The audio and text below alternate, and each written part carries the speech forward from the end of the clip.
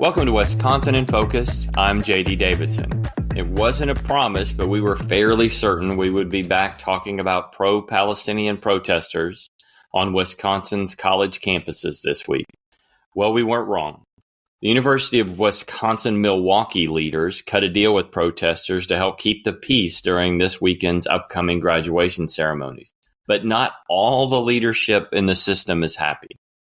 Joining us today is Ben Yount, Wisconsin contributor for the Center Square. Ben, things keep getting added to this story almost daily, but what's happened this week?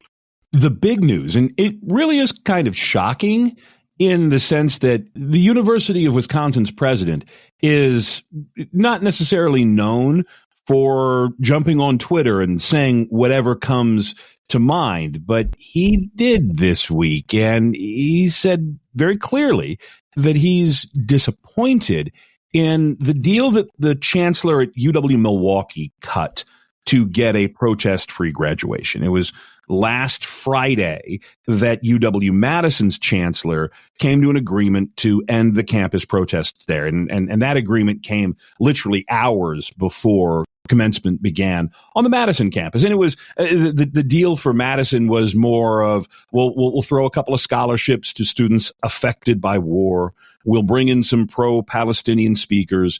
They created a new job in the Office of Student Services that would again focus on these students affected by war.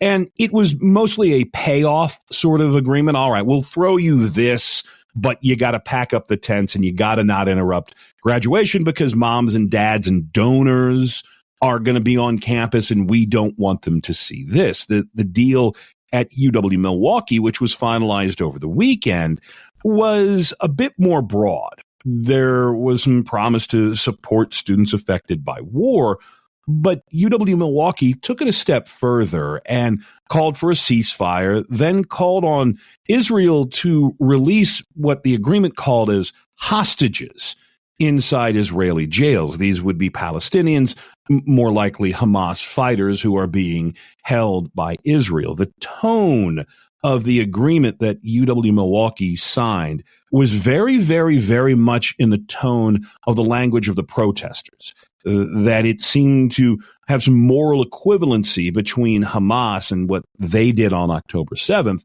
and the war in Gaza ever since. And University of Wisconsin President Jay Rothman took to Twitter, I believe it was Tuesday, to say, look, we have to be viewpoint neutral. And he said he's looking into the agreement and what can happen here. But your boss generally doesn't get out in public and say, hey, you screwed up. So when the head of the University of Wisconsin, which again, universities are known for their very polite language, when they come out and say, yeah, you done screwed up, there's some behind the scenes drama, and we're waiting to see what's going to happen here. I think there was an administrator at UC Irvine who's been placed on leave because of how they handled their protests out there. So I do not know. No one has any inside information about what's going to happen to Milwaukee's chancellor. But this is a story that's not going away. So I've got a couple of, it's hard to know where to go with this, but reading your story about the deal with Milwaukee and the protesters, when you first started reading it, okay, we're just trying to get these people out of the way so we can graduate. And then it was almost like the more he kept talking, the chancellor kept talking, the more it was, oh. Yeah. The second part of this is I'm having a little trouble wrapping my head around, if you're the chancellor of Milwaukee, do you not run your deal past your boss first? This is part of the shared governance.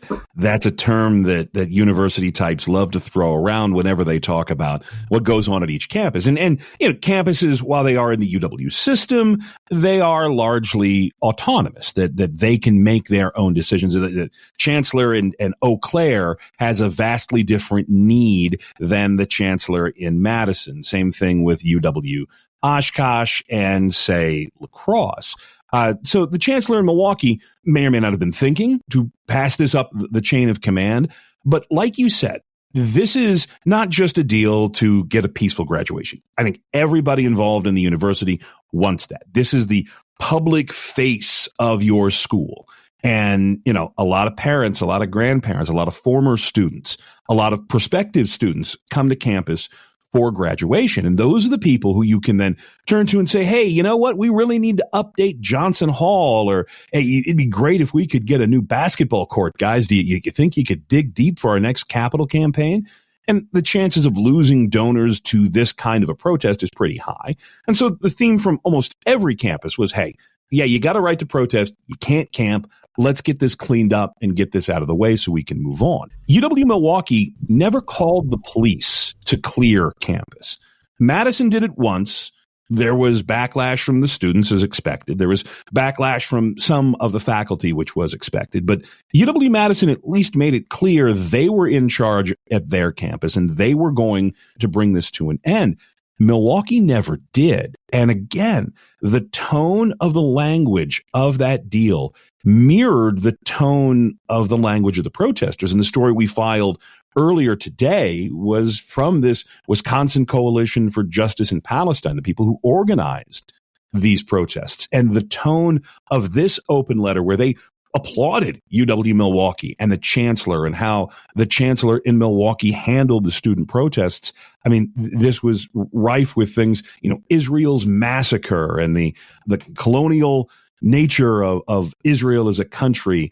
The narrative of these Zionists have shown a lack of reasoning and human sanity. And all of those kinds of very fiery lines clearly break the idea of being viewpoint neutral. And that's where this disagreement, that's where this disappointment likely comes from. And that's the kind of stuff that lingers. It's one thing to say you've got a right to protest. We respect your First Amendment right. We're not going to call in the cops to come and break skulls. It's another thing when you as a university head are seen as siding with the people who are excusing the brutality of the October 7th attacks in Israel. I think it will be interesting to see if this goes farther for the chancellor at Milwaukee, and beyond being disappointed, what the president of the University of Wisconsin will do to bring that campus back to viewpoint neutral. Ben, thanks for joining us today. Listeners can keep up with this story and more at thecentersquare.com. Freedom, individualism, limited government. On these issues, conservatives and libertarians generally agree. But where do we disagree? Check out the Future of Freedom podcast for civil, reasoned conversations about some of today's most pressing topics. It's not a debate. Our goal is to provide the best arguments from either side of an issue.